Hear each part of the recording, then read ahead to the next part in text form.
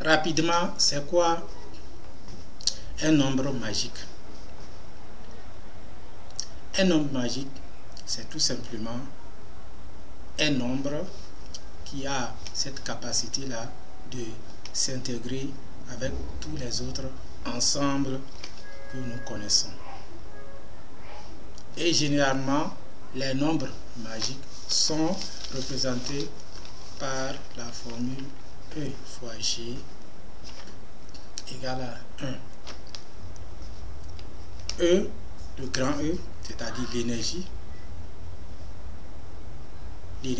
à partir de la formule du célèbre Einstein, et le G qui représente le pesanteur de la Terre. Oui, nous savons E fois G n'est pas égal à 1. Nous allons expliquer tout ça là, bien évidemment. C'est la raison de la vidéo en quelque sorte.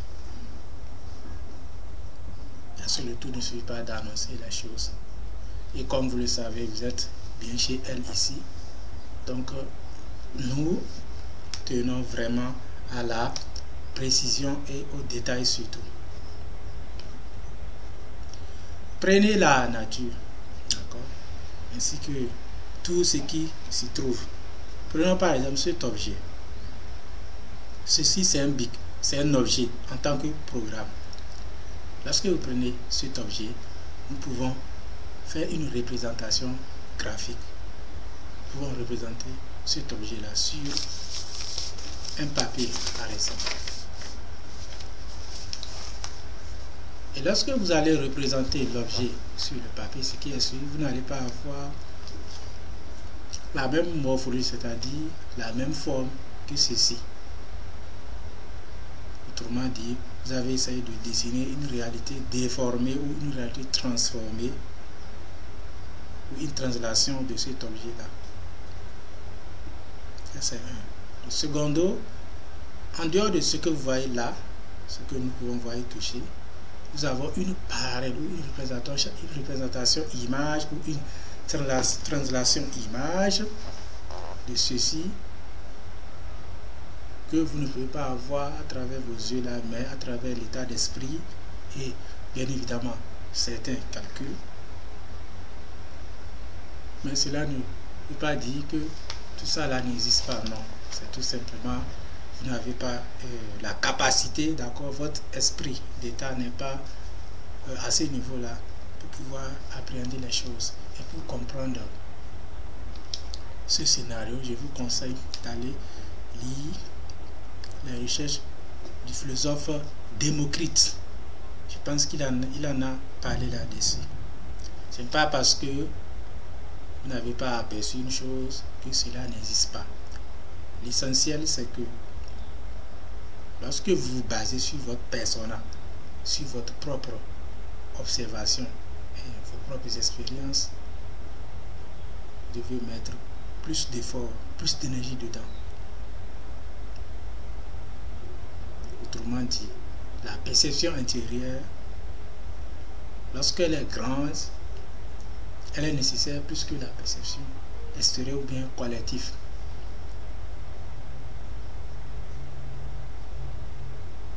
Pour faire simple, prenons un exemple. Prenons l'être humain.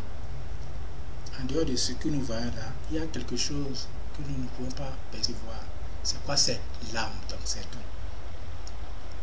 L'âme, en quelque sorte, ça représente, ça vous représente. C'est votre moteur qui est là. Donc, il en est également lorsque vous prenez ceci.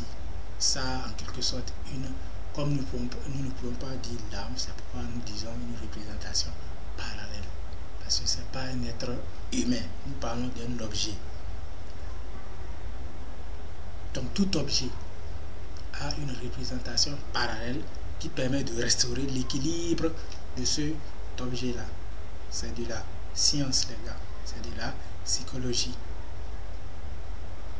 Donc, je disais, ces nombres magiques sont caractérisés par EG égale à 1. Bien évidemment, lorsque vous prenez l'énergie de ceci, par exemple, vous multipliez par le G, vous n'allez jamais trouver 1. Pourquoi nous disons égal à 1?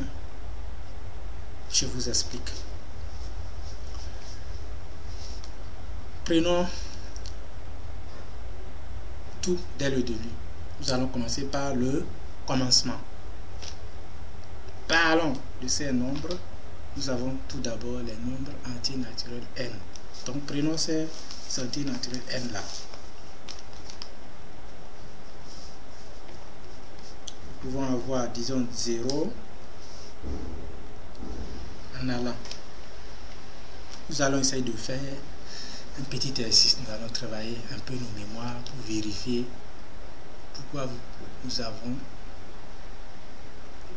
représenté ces nombres par un G égal à 1. Lorsque je suis dans l'ensemble des entiers naturels, nous allons chercher de voir combien de possibilités existent pour que n fois n, grand N fois grand N donne 1. Nous allons vérifier. Au tout début, bon, lorsque vous faites 1 fois 1, ici en vérification, 1 fois 1, ça fait 1 les gars. Voici la première possibilité. Ou bien nous pouvons avoir 0,5 fois 2. Ça donne 1 aussi. Ou bien vous pouvez faire 1 au carré fois 1, 1 au cube fois 1 supposant 4, 1, etc., etc., etc. C'est-à-dire quoi?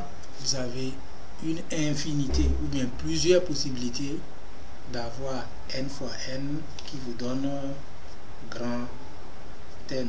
Et lorsque vous prenez ces possibilités-là, si nous pouvons représenter n fois m comme étant deux réels A et B, vous allez constater que quelque part A peut être égal à B et d'autre part A n'est pas égal à B. Autrement dit, dans un premier temps, A et B peuvent être indépendants et dans un second temps, non indépendants. Ça, c'est une première raison. Lorsque nous quittons là, nous allons prendre les nombres décimaux, grand D. D'accord? Nous allons chercher à vérifier là-bas également combien fois combien nous pouvons faire pour avoir les 1. Rapidement. Est-ce que vous prenez par exemple 0,5 fois 2 là, vous avez 1. D'accord? Vous pouvez prendre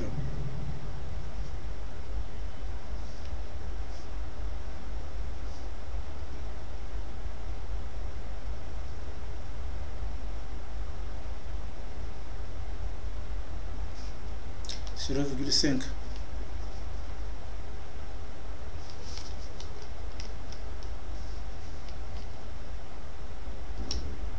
d'accord, 0,5 exposant 0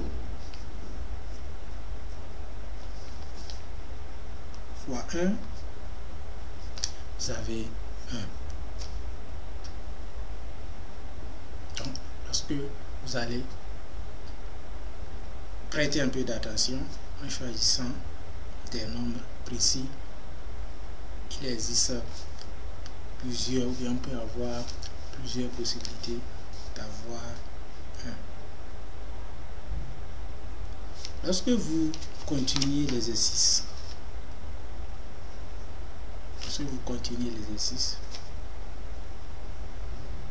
vous allez constater tout simplement que vous aurez 2 cas à chaque niveau. Et ces 2 cas là, dans un premier temps, c'est que si vous prenez 2 nombres A fois A et A fois B, pour que ça donne 1 là, d'une part il faut que A soit égal à B et d'autre part il faut que A soit différent de B. C'est de la même manière lorsque vous prenez l'expression E, G égale à 1.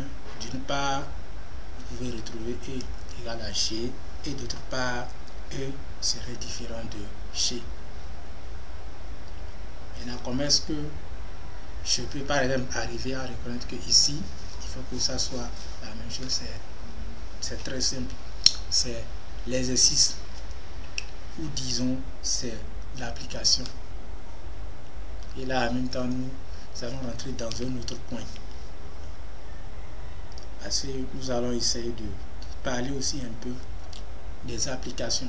Quels sont les domaines d'application auxquels nous pouvons mettre cet ensemble-là en pratique et pour de vrai.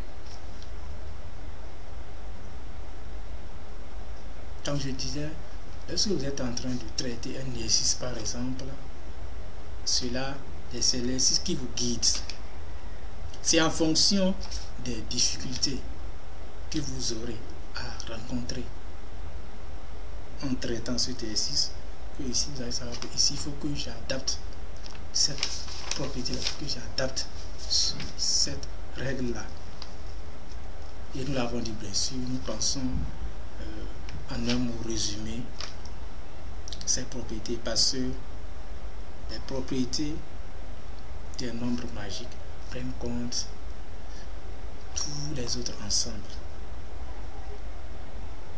Et je pense que pour quelqu'un de curieux, si vous êtes curieux bien sûr, avec seulement E, G, vous pouvez faire beaucoup de choses. Parce que vous prenez simplement E, G là, vous combinez à n'importe quel ensemble lorsque vous êtes dedans. C'est-à-dire lorsque vous êtes dans grand N par exemple, EG utilise les propriétés que vous connaissez dans grand N là.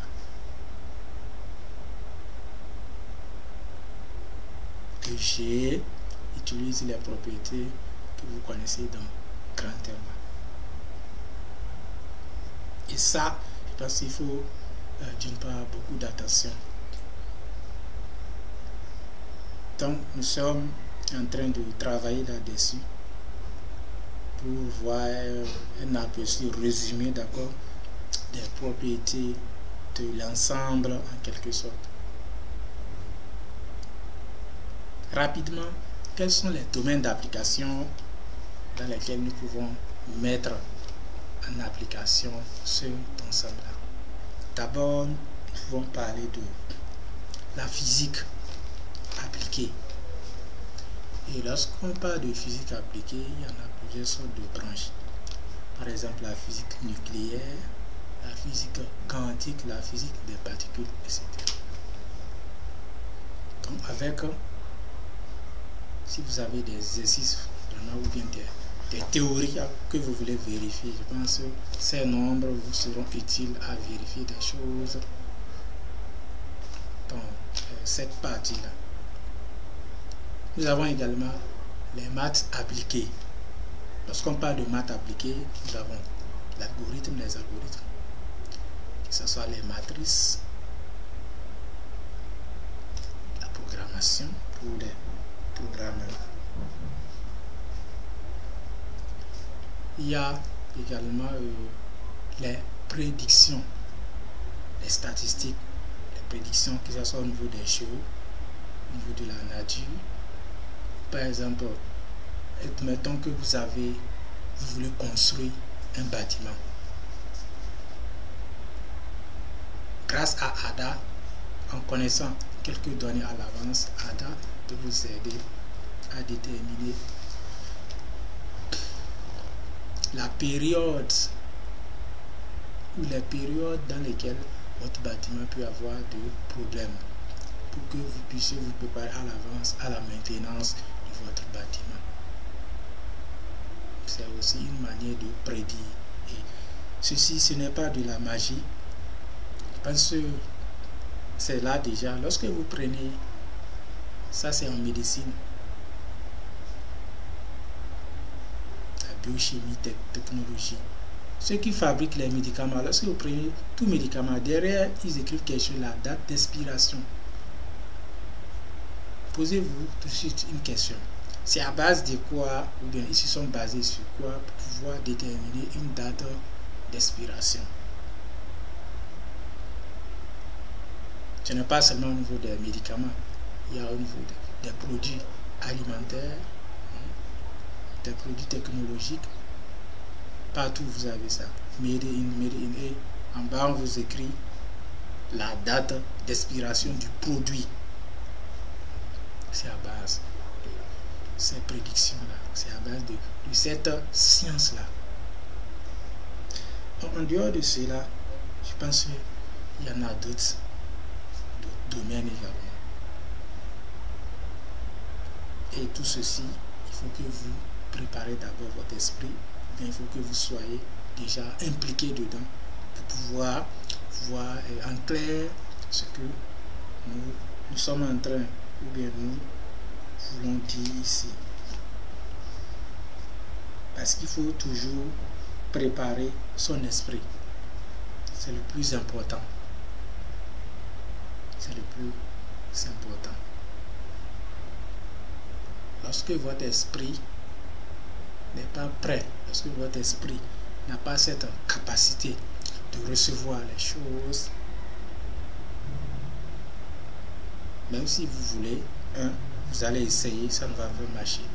Secondo, vous allez considérer toutes les choses, tout phénomène qui se passe autour de vous en peut-être imagination ou non-importance. Voilà que le hasard n'existe pas.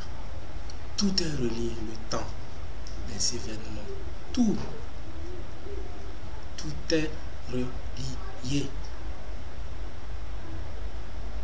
Tout est relié. Seulement que souvent, personnellement, nous voyons juste ce qu'on a envie de voir. C'est pour cette raison aujourd'hui, plusieurs entreprises entre guillemets vous montrent tout simplement ce que vous voulez voir. Parce que l'expérience a montré qu'aujourd'hui, lorsque vous voulez lancer quelque chose, un produit en vente par exemple, le plus difficile c'est de trouver un moyen de faire sortir le produit en quantité surtout et peut-être en qualité.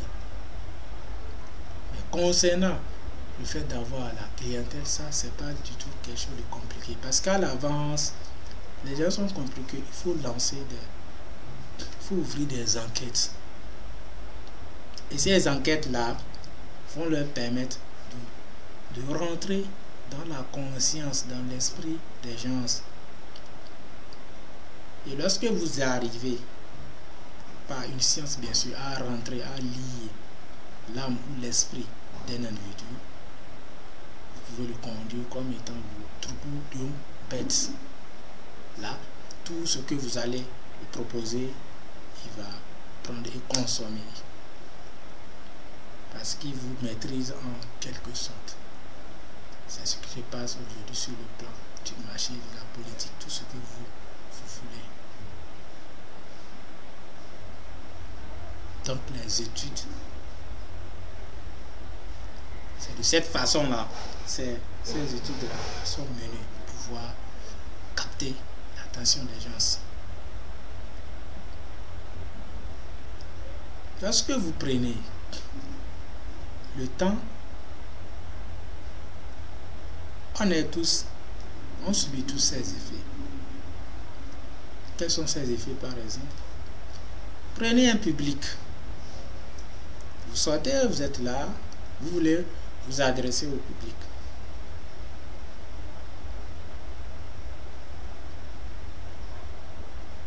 Lorsque vous voulez donner votre message, au début, le public ne serait pas intéressé, c'est sûr. Surtout si le message est vraiment important et surtout si ça veut donner une leçon surtout. Je parle en tant qu'expérimenté. C'est bizarre, c'est la nature qui est ainsi. Mais lorsque le message n'a aucune importance, vous allez faire un constat différent. Vous n'allez pas faire le même constat. Qu'est-ce qui explique cela? C'est tout simplement ce que nous voulions voir, on nous fait afficher cela. Et là, tout le monde observe, tout le monde consomme, personne ne pose de questions, ça évolue ainsi, ça continue ainsi. En un mot, le mal est regardé et on ne lève pas le petit doigt pour dire ça c'est le mal. Ainsi va la société d'aujourd'hui et c'est très grave car il faut toujours dénoncer le mal, quelles que soient les circonstances.